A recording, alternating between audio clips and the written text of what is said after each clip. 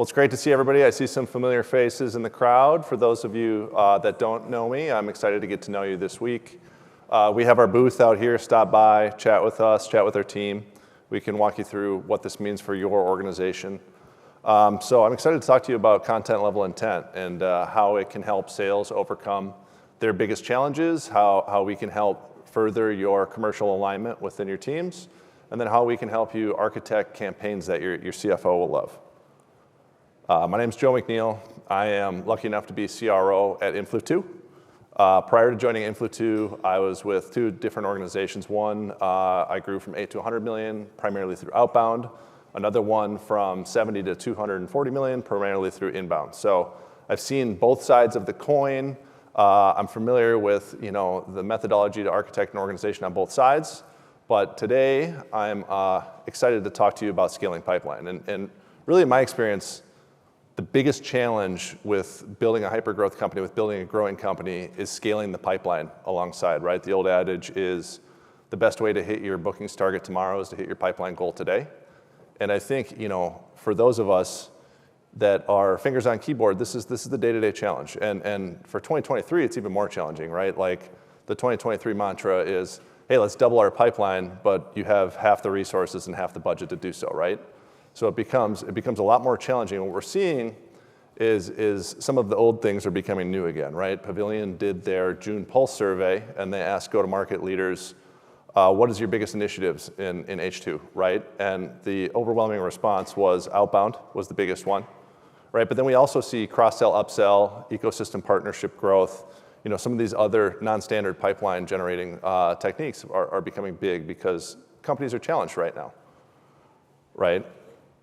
And as Outbound becomes more prominent, as this becomes into focus, it becomes more of a challenge, right? And in my opinion, Outbound is becoming more of a focus because when the venture capital market was hot, when it was a buyer's market, PLG, product-led growth, and inbound became a big area of focus. It was almost like a cheat code for growing pipeline, right? There was a lot of buyers out there. It was a budget-rich environment, and it was working really well.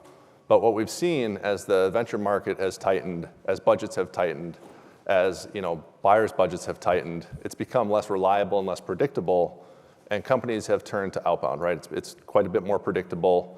It's a bit more reliable, but it's really hard, right? November, Pavilion did a study on how many outbound teams are hitting quota. Only 27% were hitting quota. That range has held true throughout 2023, right? And SDRs are responsible for a big portion of the pipeline. When you look at AE self-source pipeline as well, 50% of pipeline generation has been on the outbound team, and teams are just not doing great with it, right? And when things aren't going great with outbound, what's the answer? The answer is usually, hey, do more. Email more people, call more people, more volume, right? And unfortunately, what we've seen time and time again, that doesn't work. And that's created a really saturated environment. I think all of your email inboxes can attest to the amount of outbound prospecting happening, all of your voicemail boxes, right? It's hard to even read emails right now. So your SDRs, your AEs can really focus on crafting great emails, crafting good calls, but it's hard to get the attention. So it becomes really paramount to differentiate yourself, to get eyeballs on those emails, to help, all right? And here's where marketing can help. Marketing can really help outbound teams succeed by differentiating, getting eyeballs back to the SDRs, to the AE outreach.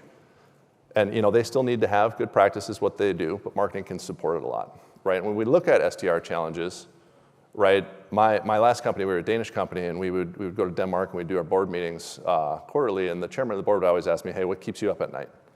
And my answer most of the time was that I have, depending on the year, I have between 10 and 50 SDRs, and they control about 75% of our pipeline, and I love them to death. They work hard, they're great, they're a benefit to the organization, but they have the least amount of experience in the organization, right?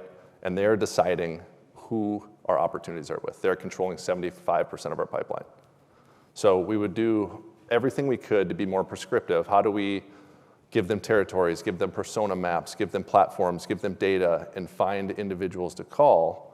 But it consumed a lot of our resources where our SDR leaders were spending a lot of time teaching the SDRs to find who to sequence, to look at who to sequence, to figure out who they should be putting in sequence. And instead of, here's how you have meaningful engagement with these people to turn them into pipeline today or tomorrow.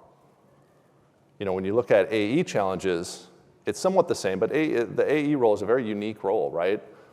Most individuals at that level in the org chart, they have a very specific project map. They know what they should be doing. Now, it can be hard to execute, but the AEs, when they have a day available where their calendar isn't full, they don't have a very scientific method to make the decision of what should I do right now to enhance my pipeline? What should I do right now to move my opportunities forward? And how do I create meaningful engagement with my territory to hit my quota? So a lot of it is like licking your finger, put it into the wind, and we've all heard of like random acts of marketing. This is where like random acts of sales come out, right? They try to be an analyst, they try to do things, they try to move it forward, and a lot of times they turn into kind of busy bees where they're doing a little here, a little there, and they didn't really get anything done, right? And here's, again, where marketing can help is, I know it's a big shocker, but like, Udi Ledergor from Gong, one of the most well-respected SaaS companies out there from a marketing standpoint, he characterizes marketing's goal is to make sales easier. You see that echoed by Dave Gerhardt, right? Now, shocking thing for a sales leader to say, sitting in a room full of marketers, make sales easier, right? But if we zoom in, I think Matt Hines nailed it, right? How do we do that? And he said, like, all go-to-market plans come down to answering two questions: who to call, what to say, right? And answering that over and over and over again in a more scientific method. And if we look at marketers and say, how can you help sales? How can you really help support these AE challenges and these SDR challenges? If I wanted to really shorten the SDR and AE challenges, it's just who do I call, what do I say, and when do I call them, right? And that's how we can look at marketing and sales alignment, right? From the least aligned marketing and sales team, you have the silos, right? The most aligned marketing and sales team, so you scrunch those silos together, and it's still a Venn diagram, right? You have the overlap where they're really aligned, but there's still a lot happening outside of the silos. And there's been a lot that's happened over the years for this to bridge the alignment, right? Go-to-market teams have adopted a lot of account-based methodology, and this has helped a lot, right? The six senses, the demand base of the world, like we're focused on accounts, we're taking our target accounts, we're putting all of our bandwidth into focusing on the same accounts that sales is focusing on. The challenge is salespeople don't call accounts. Deals don't happen between accounts, right? Influ2 and Microsoft don't do it. Accounts happen between people, right? And the gap has been, how do we engage with the same audience, the same people that sales is, right? And this is where we talk about contact level targeting and contact level intent, right? How can marketing target the exact same people that sales is targeting? And how can we help create a roadmap for sales on who they should reach out to? Now, the ABM vendors have advertising, and focuses on IPs. Sometimes you can target individuals if they fill out a form and they're cookied. But a lot of times it's a little bit of spray and pray, right? You get some engagement from an account, you get some intent from an account, but it can be hard to action on, right? Where if you look at a people-based advertising platform, you focus on the right message to the right people, and it's marketing's form of outbound, right? This is outbound for marketing. And this can help create the roadmap for the salespeople, right? Now we have an engagement report. The impression and engagement data pushes back to the contact record, HubSpot, Salesforce, wherever your CRM is. It creates a priority list for SDRs on who we should prospect into, on when we should prospect into, and how we should prospect into them based on where their engagement is, right? It does the same for the AEs. You target the buying group of their opportunities. We know that the more individuals you target within an open opportunity increases the conversion rates. You see the engagement within the buying group. Within a buying group, there's different messaging and different priorities for the stakeholders in an opportunity, right? The CFO has different priorities than the VP of marketing, than procurement. We can align the messaging, and we can tell them, this is what you should do right now. This is what's going to have the biggest impact on your pipeline. This is what's going to have the biggest impact on your opportunities, right? And this is going to scrunch together, though, the alignment, right? This is where the Venn diagram gets more pushed together.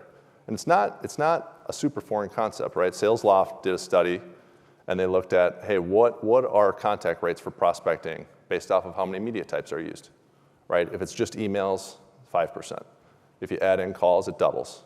Add in LinkedIn, it almost triples, right? So there's this exponential growth based off of the amount of media types that you use in prospecting. But once you get beyond like the primary three, a lot of those media types really impact an SDR's bandwidth. So like if an SDR is going to do a customized video for everyone, they're great, they work, but like is the benefit in conversion rates worth the downside in efficiency? And sometimes there's a lot of math to be done to figure out if that's worth it. You turn into tiering accounts and whatever.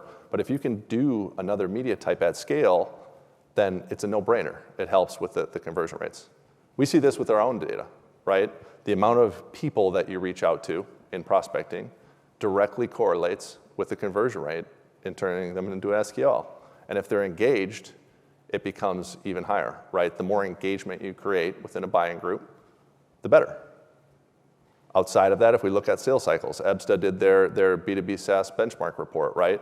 The higher the engagement within an opportunity, the higher the win rate. The more engagement within a buying group, the shorter the sales cycle. And this benefits marketers too, right? You improve your unit economics on the conversion rate and the velocity side, you don't need as much pipeline, right? So instead of looking at, oh, we got to double our pipeline again, we got to double our pipeline again, if you improve your unit economics, you don't need to quite double, right? And what I've had experience with marketers is they want to help on the opportunity side. The challenge becomes, how do we prove the impact we're having, right? If we're going to warm up your opportunities, if we're going to warm up the buying groups within the opportunities, we get to our QBR and we said, hey, we helped with that. The sales reps get a little defensive and they're like, no, that was all us. Marketing, don't take credit for that, right? How do we prove that we're impacting this?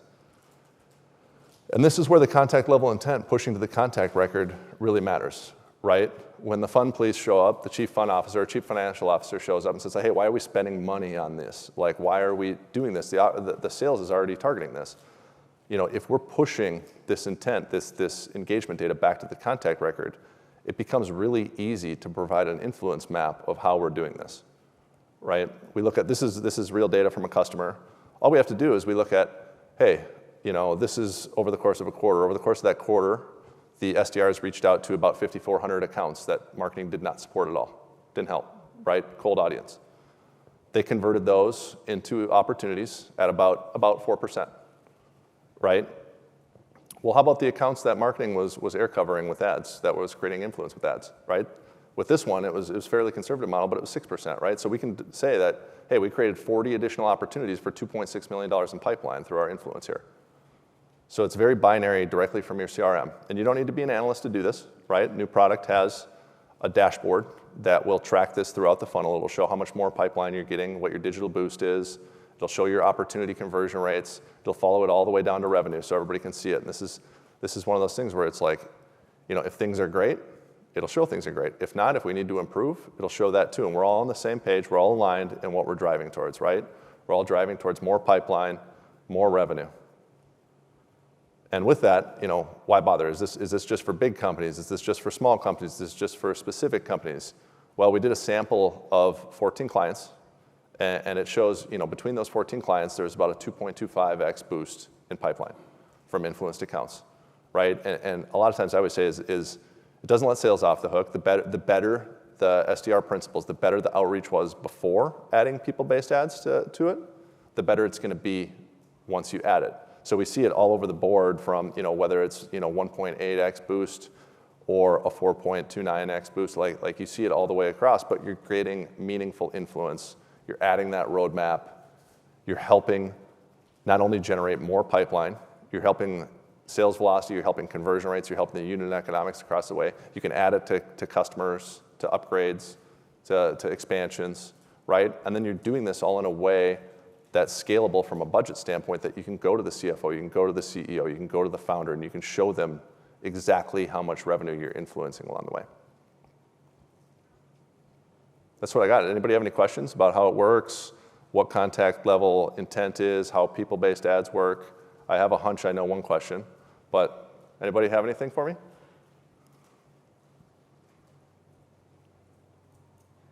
Nothing. Huh? Okay. All right, well. Yeah, so what I'm hearing is about it.